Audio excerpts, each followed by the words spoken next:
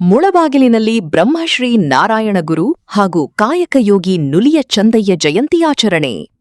ಮುಳಬಾಗಿಲು ತಾಲೂಕು ಕಚೇರಿಯಲ್ಲಿ ರಾಷ್ಟ್ರೀಯ ಹಬ್ಬಗಳ ಆಚರಣಾ ಸಮಿತಿ ವತಿಯಿಂದ ಬ್ರಹ್ಮಶ್ರೀ ನಾರಾಯಣಗುರು ಹಾಗೂ ಕಾಯಕಯೋಗಿ ಶಿವಶರಣ ನುಲಿಯ ಚಂದಯ್ಯನವರ ಜಯಂತಿಯನ್ನು ಸಮುದಾಯದ ಮುಖಂಡರು ಹಾಗೂ ವಿವಿಧ ಇಲಾಖೆಗಳ ಅಧಿಕಾರಿಗಳ ಉಪಸ್ಥಿತಿಯಲ್ಲಿ ಗೌರವಪೂರ್ವಕವಾಗಿ ಆಚರಿಸಲಾಯಿತು. ಮೂಡಲಕಿರಣ ಯೂಟ್ಯೂಬ್ ಚಾನೆಲ್ ಅನ್ನು ತಪ್ಪದೇ ಸಬ್ಸ್ಕ್ರೈಬ್ ಮಾಡಿ. ಕಾರ್ಯಕ್ರಮದಲ್ಲಿ ಬ್ರಹ್ಮಶ್ರೀ ನಾರಾಯಣಗುರು ಹಾಗೂ ಶಿವಶರಣ ನುಲಿಯ ಚಂದಯ್ಯನವರ ಭಾವಚಿತ್ರಗಳಿಗೆ ಪುಷ್ಪಾರ್ಚನೆ ಸಲ್ಲಿಸಿ ಗೌರವ ನಮನ ಸಲ್ಲಿಸಲಾಯಿತು. ಸಮಾಜದಲ್ಲಿ ಸಮಾನತೆ, ಮಾನವೀಯತೆ, ಶ್ರಮದ ಗೌರವ ಹಾಗೂ ಸಹೋದರತ್ವದ ಸಂದೇಶ ಸಾರಿದ ಮಹನೀಯರ ಜೀವನ ಮತ್ತು ಆದರ್ಶಗಳನ್ನು ಇದೇ ಸಂದರ್ಭದಲ್ಲಿ ಸ್ಮರಿಸಲಾಯಿತು. ಒಂದೇ ಜಾತಿ, ಒಂದೇ ಮತ, ಒಂದೇ ದೇವರು ಮನುಷ್ಯನಿಗೆ ಎಂಬ ಮಾನವತೆಯ ಸಂದೇಶದ ಮೂಲಕ ಸಮಾಜದಲ್ಲಿದ್ದ ಅಸಮಾನತೆ ಮತ್ತು ಜಾತಿಭೇದದ ವಿರುದ್ಧ ಜಾಗೃತಿ ಮೂಡಿಸಿದ ಬ್ರಹ್ಮಶ್ರೀ ನಾರಾಯಣಗುರು ಅವರು ಸಾಮಾಜಿಕ ಸುಧಾರಣೆಯ ಹರಿಕಾರರಾಗಿ ಜನಮಾನಸದಲ್ಲಿ ಅಚ್ಚಳಿಯದ ಸ್ಥಾನ ಪಡೆದಿದ್ದಾರೆ ಎಂದು ಕಾರ್ಯಕ್ರಮದಲ್ಲಿ ಸ್ಮರಿಸಲಾಯಿತು. ಅದೇ ರೀತಿ ಕಾಯಕವೇ ಕೈಲಾಸ ಎಂಬ ಶರಣ ಪರಂಪರೆಯ ಮೌಲ್ಯಗಳನ್ನು ತಮ್ಮ ಬದುಕಿನಲ್ಲಿ ಅಳವಡಿಸಿಕೊಂಡು ಶ್ರಮಕ್ಕೆ ಗೌರವ ನೀಡಿದ ಕಾಯಕಯೋಗಿ ಶಿವಶರಣ ನುಲಿಯ ಚಂದಯ್ಯನವರ ಜೀವನ ಇಂದಿನ ಪೀಳಿಗೆಗೆ ಮಾದರಿಯಾಗಿದೆ. ಕಾಯಕ, ದಾಸೋಹ, ಸಮಾನತೆ ಹಾಗೂ ಸಾಮಾಜಿಕ ನ್ಯಾಯದ ಮೌಲ್ಯಗಳನ್ನು ಸಮಾಜದಲ್ಲಿ ಬೆಳೆಸುವ ಅಗತ್ಯವಿದೆ ಎಂದು ಮುಖಂಡರು ಅಭಿಪ್ರಾಯಪಟ್ಟರು. ಮಹನೀಯರ ಜಯಂತಿಗಳು ಕೇವಲ ಆಚರಣೆಗೆ ಸೀಮಿತವಾಗದೆ ಅವರು ಪ್ರತಿಪಾದಿಸಿದ ಸಮಾನತೆ, ಸಾಮಾಜಿಕ ನ್ಯಾಯ, ಶ್ರಮದ ಗೌರವ ಮತ್ತು ಮಾನವೀಯ ಮೌಲ್ಯಗಳನ್ನು ಜೀವನದಲ್ಲಿ ಅಳವಡಿಸಿಕೊಳ್ಳುವ ಸಂಕಲ್ಪದ ದಿನಗಳಾಗಬೇಕು ಎಂದು ಕಾರ್ಯಕ್ರಮದಲ್ಲಿ ಕರೆ ನೀಡಲಾಯಿತು. ಕಾರ್ಯಕ್ರಮದಲ್ಲಿ ರಾಷ್ಟ್ರೀಯ ಹಬ್ಬಗಳ ಆಚರಣಾ ಸಮಿತಿಯ ಪದಾಧಿಕಾರಿಗಳು, ತಾಲೂಕು ಮಟ್ಟದ ವಿವಿಧ ಇಲಾಖೆಗಳ ಅಧಿಕಾರಿಗಳು, ಬ್ರಹ್ಮಶ್ರೀ ನಾರಾಯಣಗುರು ಹಾಗೂ ನುಲಿಯ ಚಂದಯ್ಯ ಸಮುದಾಯದ ಮುಖಂಡರು, ಗಣ್ಯರು ಮತ್ತು ಸಾರ್ವಜನಿಕರು ಭಾಗವಹಿಸಿ ಮಹನೀಯರಿಗೆ ಗೌರವ ನಮನ ಸಲ್ಲಿಸಿದರು. ಸಮಾನತೆಯ ಸಂದೇಶ ಸಾರಿದ ನಾರಾಯಣಗುರು, ಕಾಯಕದ ಮಹತ್ವ ಸಾರಿದ ನುಲಿಯ ಚಂದಯ್ಯ, ಮಹನೀಯರ ಆದರ್ಶಗಳು ಸಮಾಜಕ್ಕೆ ಸದಾ ದಾರಿದೀಪ. ತಂದೆ ತಾಯಿಗಳಿಗೆ, ವೃದ್ಧರಿಗೆ ಸೇವೆ ಮಾಡುವವರೇ ಬುದ್ಧಿವಂತರು. ಆದ್ದರಿಂದ ಅವರು ಸಮಾಜ ಸುಧಾರಕರಾದರು.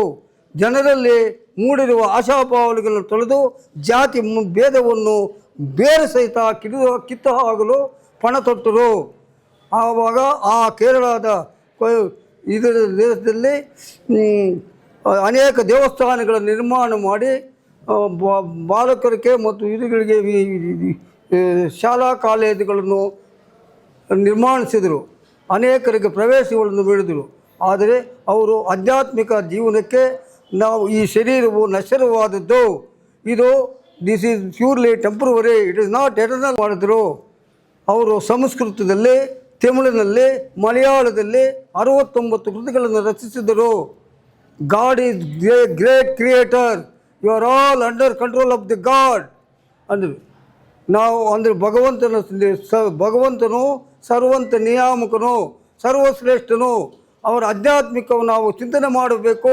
ಇಲ್ಲದಿದ್ದರೆ ನಮಗೆ ಮೋಕ್ಷ ಪ್ರಧಾನವಿಲ್ಲ. ಈ ಶರೀರವು ನಶ್ವರವಾದದ್ದು, ಈ ಆತ್ಮ ಸತ್ಯ, ಈ ಶರೀರ ಅನಿತ್ಯವಾದದ್ದು ಅಂತ ಹೇಳಿದರು.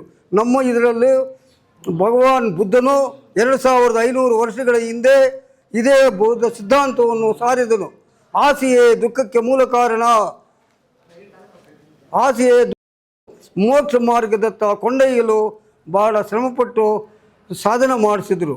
ಆದರೆ ನಾವು ಎಲ್ಲರೂ ಭಗವಂತನ ಕಪಿಮುಷ್ಟಿಯಲ್ಲಿ ಇರುವಂಥ ಗೊಂಬೆಗಳು. ನಾವು ಇದು ಶರೀರವು ನಶ್ವರವಾದದ್ದು. ಆದ್ದರಿಂದ ಪ್ರತಿಯೊಬ್ಬನೂ ಸಮಾಜ ಸೇವೆ ಮಾಡಬೇಕು. ಅಹಿಂಸೋ ಪರಮೋ ಧರ್ಮೋ ಅಂತಾನೆ. ಹಿಂಸೆ ಮಾಡದೇ ಇರಬೇಕು. ಯಾರಿಗೂ ಹಿಂಸೆ ಕೊಡಬೇಡ, ಸುಳ್ಳು ಹೇಳಬಾರದು, ಸತ್ಯವನ್ನೇ ಹೇಳಬೇಕು. ಪರರ ಒಡವೆಯನ್ನು ಎಂದು ನೆಪದಲ್ಲಿಯೂ ಮಾತ್ರ ನೀನು ಮುಟ್ಟಬಾರದು ಅಂತ ಸಂದೇಶವನ್ನು ನೀಡಿದರು. ತಾನು ದೈಹಿಕ ಸಂಪಾದನೆಯಿಂದ ದುಡಿದು ಹೆಂಡತಿ ಮಕ್ಕಳನ್ನು ಪೋಷಣೆ ಮಾಡಬೇಕು. ಉದ್ಯೋಧರಾಜನ ಮಗನು ಸಿದ್ಧಾರ್ಥ ಎಂಬ ಭಗವಾನ್ ಬುದ್ಧನು ರಾಜ ಮನೆತನವನ್ನು ಬಿಟ್ಟು ದೇಶ ವಿದೇಶಗಳನ್ನೆಲ್ಲ ಅಲೆದಾಡುತ್ತಾ ಬೋಧಿ ವೃತ್ತದ ಕೆಳಗಡೆ ಹೋಗಿ ಅವರಿಗೆ ಆಲದ ಮರಗಳಿಗೆ ಜ್ಞಾನೋದಯವಾಯಿತು. ಆಗ ಅವರು ದೇವರು ಈ ಆಸೆಯೇ ದುಃಖಕ್ಕೆ ಮೂಲ ಕಾರಣ, ಈ ಆಸೆಯನ್ನು ಮೊದಲು ಬಿಟ್ಟು ಬಿಡಿ, ಸತ್ಯವನ್ನು ಹೇಳಿ, ಸುಳ್ಳು ಹೇಳಬಾರದು, ಕಳ್ಳತನ ಮಾಡಿ ದಾನ ಮಾಡಬಾರದು, ಕಳ್ಳತನ ಮಾಡಿ ದಾನ ಮಾಡಬಾರದು, ಹಿಂಸೆಯನ್ನು ನೀಡಬಾರದು. ಈ ರೀತಿ ಬೋಧನೆ ಮಾಡಿ ನಮ್ಮಲ್ಲಿ ಸಮಾಜದಲ್ಲಿ ಇರತಕ್ಕಂಥ ಮೂಢನಂಬಿಕೆಗಳನ್ನು ಅಸಡ್ಡೆಗಳನ್ನು ತೊಡೆದ ಹಾಗೂ ಈ ಕಾರ್ಯಕ್ರಮದ ಪರವಾಗಿ ಎಲ್ಲರ ಪರವಾಗಿ ಯಾರಾದರೂ ಮಾತಾಡ್ಬೋದು. ಮತ್ತು ನುರಿತ ಚಂದ್ರಯ್ಯನವರ ಜಯಂತಿಯನ್ನು ಇವತ್ತು ಸರಳವಾಗಿ ತಾಲೂಕು ಕಚೇರಿಯಿಂದ ಆಚರಣೆ ಮಾಡ್ತಾಯಿದ್ವಿ. ಇದಕ್ಕೆ ಎಲ್ಲ ಸಂಘದ ಅಧ್ಯಕ್ಷರುಗಳು, ಕಾರ್ಯದರ್ಶಿಗಳು, ಪದಾಧಿಕಾರಿಗಳು ಮತ್ತು ತಾಲೂಕು ಮಟ್ಟದ ಎಲ್ಲ ಅಧಿಕಾರಿಗಳು ಕೂಡ ಈ ಒಂದು ಸಭೆಗೆ ಆಗಮಿಸಿದ್ದಾರೆ. ಅವರು ಕೂಡ ನಾನು ಆಡಳಿತ ಪರವಾಗಿ ಅವರಿಗೆ ಸ್ವಾಗತವನ್ನು ಬಯಸ್ತಾ ಇದ್ದೀನಿ. ಈಗಾಗಲೇ ನಮ್ಮ ಹಿರಿಯರು ಕೆಲವೊಂದು ಮಾತುಗಳನ್ನು ಆಡಿದ್ದಾರೆ. ಏನಂದರೆ, ತಾಲೂಕು ಆಡಳಿತದಿಂದ ಸ್ವಲ್ಪ ಪೂರ್ವಭಾವಿ ಸಭೆಯನ್ನು ಕರೆದು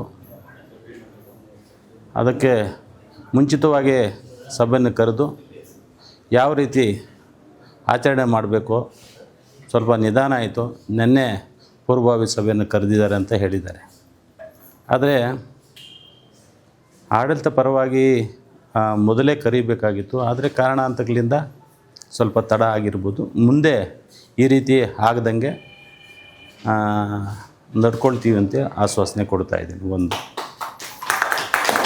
ಮತ್ತು ಇದಕ್ಕೆ ಸಂಬಂಧಪಟ್ಟಂಗೆ ಇನ್ನು ಕೆಲವು ಮುಖಂಡರು ಮಾತಾಡಿದ್ದಾರೆ.